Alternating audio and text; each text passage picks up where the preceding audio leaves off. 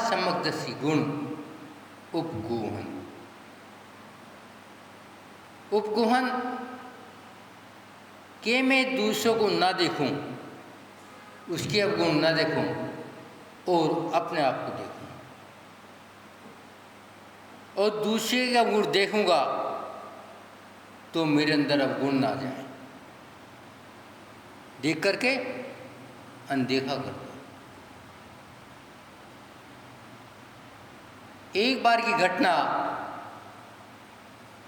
सम्राट के दरबार में एक प्रसिद्ध चित्रकार गया और कहा, मैं अमुक देश से आया हूं, वो दुनिया का सबसे श्रेष्ठ चित्रकार हूं। सम्राट ने कहा, मेरे राज्य में भी चित्रकार है, बहुत प्रसिद्ध चित्रकार है, और तुम कहते हो मैं दुनिया का सबसे श्रेष्ठ चित्रकार हूं, तो फैसला कैसे हो? उसने अपने चित्रकार को बुलाया। दोनों चित्रकार राज दरबार में खड़े हैं। सम्राट कहता है, परीक्षा लूंगा, आप दोनों अपना एक एक चित्र बनाओ जो आपको सबसे ज़्यादा सुंदर लगे। जो उत्तम होगा उसे इनाम दिया जाएगा। दोनों ने बात स्वीकार कर ली, मगर शर्त रखी गई, दोनों को एक ही हॉल में चित्र बनाने हैं, बस बीच में पर्दा डाल दिया जाएगा, एक इधर एक इधर। चित्रकारों ने कहा, हम क्या बनाएंगे नहीं बताएंगे, और 3 महीने तक कोई अंदर एंट्री नहीं कर सकेगा, और 3 महीने बाद आगे चित्र देख लेना। राजा ने यह शर्त मंजूर कर लिया। बीच में पर्दा हो गया। जो सम्राट का चित्रकार था, बहुत सारे रंग ब्रुश कई आइटम लेकर के हॉल में पहुंचा। दूसरा जो अपने को विश्व प्रसिद्ध चित्रकार बताता था, वो खाली एक कागज का टुकड़ा लेके अंदर पहुंच गया, ना रंग ना ब्रुश। रोजाना शाम को जब सम्राट का चित्रकार निकलता, पसीने पसीने, हाथ पैर लाल नींदे, और वो चित्रकार हाथ झाड़ के खाली बाहर आ जाता, ना पसीने ना गर्मी।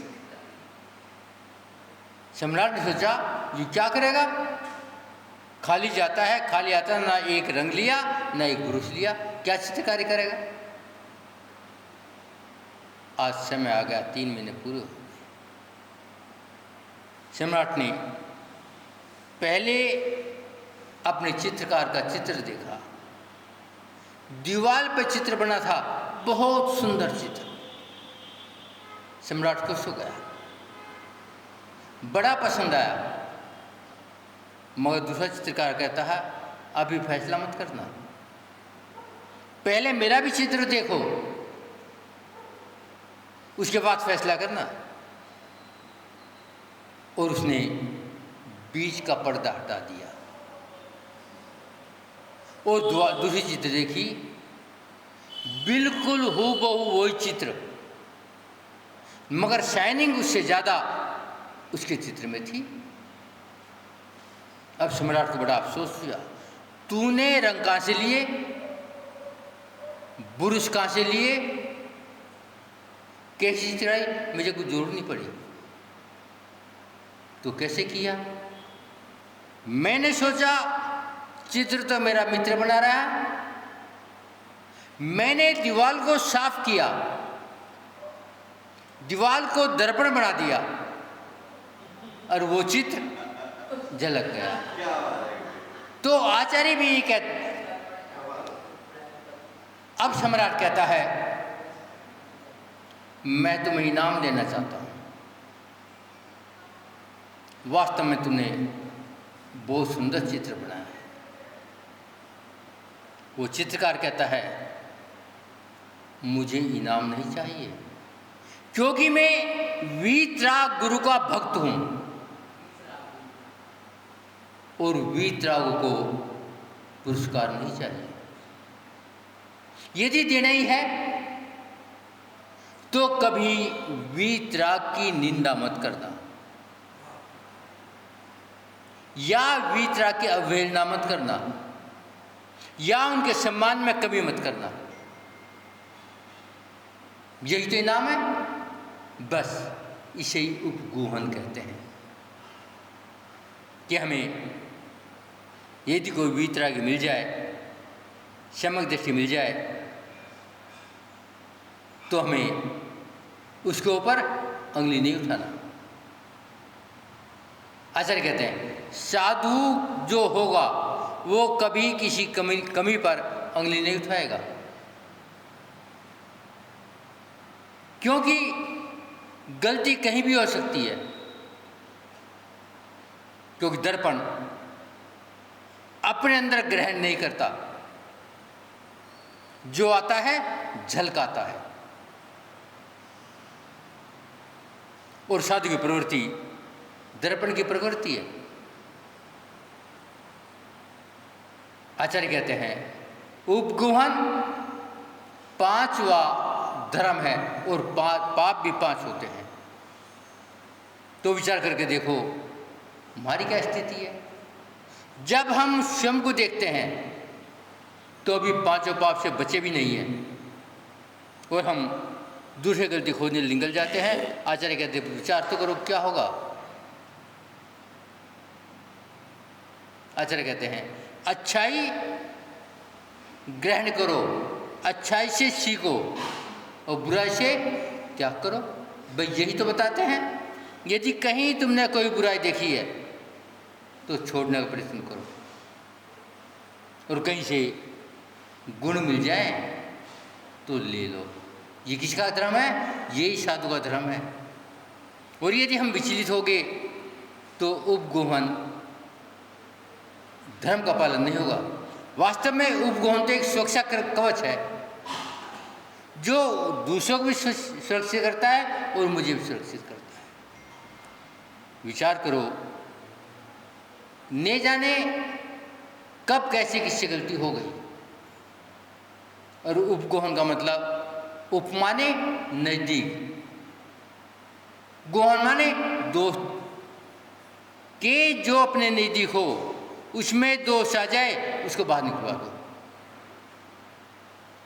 उसे बदनाम मत करना, दोष उसके दबा देना।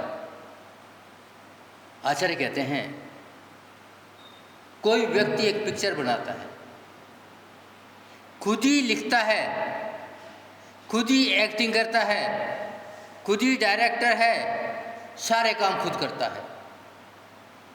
जब तू भी तो एक चित्रकार है, संसार में आया है, एक पिक्चर तो बना रहा है। कभी बचपन की, कभी यौवन की, कभी बुढ़ापे की, कभी पाप की, कभी पुण्य की, कभी दुकानदार की, कभी नौकर की। लेकिन तूने कभी ध्यान दिया अख मेरी पात्रता में कोई गलत काम ना हो जाए और मेरी पात्रता में कोई पाप ना हो जाए। जिस दिन मान जाएगा उस दिन उपगूहन अंग हो जाएगा। अच्छा सोचो तो सही, जिसने चोरी की, जो पद से भ्रष्ट हुआ, उसकी परिस्थिति क्या थी? ये भी तो हो सकता है वो 3-4 दिन का भूखा हो, उसे भूख बर्दाश्त ना हुई हो, इसलिए ने 2 रोटी चोरी कर ली। ये भी तो हो सकता है उसका भाई बहन माँ बाप कोई बीमार हो, वो मरने की स्थिति में हो, दवा ना मिली हो, इसलिए 5 रुपये चुरा लिए। हमें देखना है उसकी परिस्थिति क्या थी और उसकी परिस्थिति को ठीक करना। ये उपगूहन है, मात्र 2 ढकना ही उपगूहन नहीं। लेकिन मेरा ख्याल वहाँ तक पहुँचता कहाँ है? यदि किसने चोरी करी ये चोर है, साधु है रात को रसगुल्ला खाया है, इसे कपड़े पहना दो। उसकी परिस्थिति देखो, कहीं दिमाग का विकसित तो नहीं है, कैसी भयंकर बीमारी तो नहीं है, कुछ कारण बन सकता है, मगर हम एकदम निर्णायक बन जाते हैं। आचार्य कहते हैं ये उपगोहन धर्म नहीं है। उपगोहन धर्म के लिए हम निर्णायक न बने, पहले उसके ऊपर चिंतन करें और चिंतन करके उसे संभालने का प्रयत्न करें। आचार्य कहते हैं जो विचार करो, यदि आपको किसी के घर में आग लगानी है, आग लगी जरूरी है क्या? मगर यदि आपने अंगारा उठाया, आपका हाथ जरूर जलेगा, ये पक्की बात है। आपने अंगारा फेंका और भयानक बरसात आ गई, या हवा चल गई और वो अंगारा उड़ गया, या उसका पुण्यक्रम है घर पर अंगारा गिरा ही नहीं, तो हमें ध्यान रखना है हम किसी को बदनाम ना करें। और तू बदनाम करेगा, तेरा हाथ तो जलेगा, तेरे तो शुभ कर्म बनेंगे। तो आचार्य कहते हैं जरा विचार करो। आचार्य कहते हैं निंदा से बैर की गांठ बनती है, बैर से कर्म बनते हैं और अशुभ कर्मों से दुर्गति बनती है। तो तू विचार तो कर, निंदा करके, दुश्मनी करके, बैर करके क्या बनना चाहता है? आचार्य कहते हैं तूने हाथी को देखा है? जब हाथी गली से जाता है, कुत्ते भौंकते हैं, मगर हाथी अपनी चाल से चला जाता है और कान हिलाता है, कहता है मैं तेरी बात सुनी ही नहीं।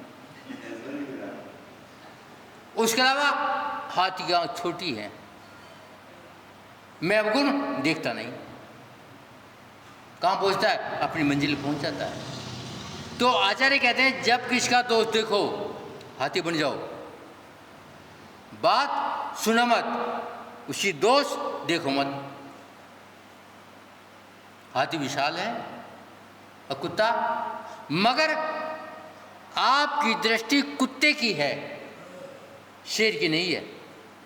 शेर की होती तो दोष देने वाले को पकड़ता, और कुत्ता क्या करता है? मारने वाले को पकड़, मारने वाले की लाठियाँ पकड़ता है। तो बंधु ये उपगोहन अंग है और हमें बचना है। समय हो गया है तो आगे चर्चा फिर करेंगे। अभी आगे देखेंगे उपगोहन करें या स्थितिकरण करें। आज वाणी को विराम देते हैं। ओम शांति।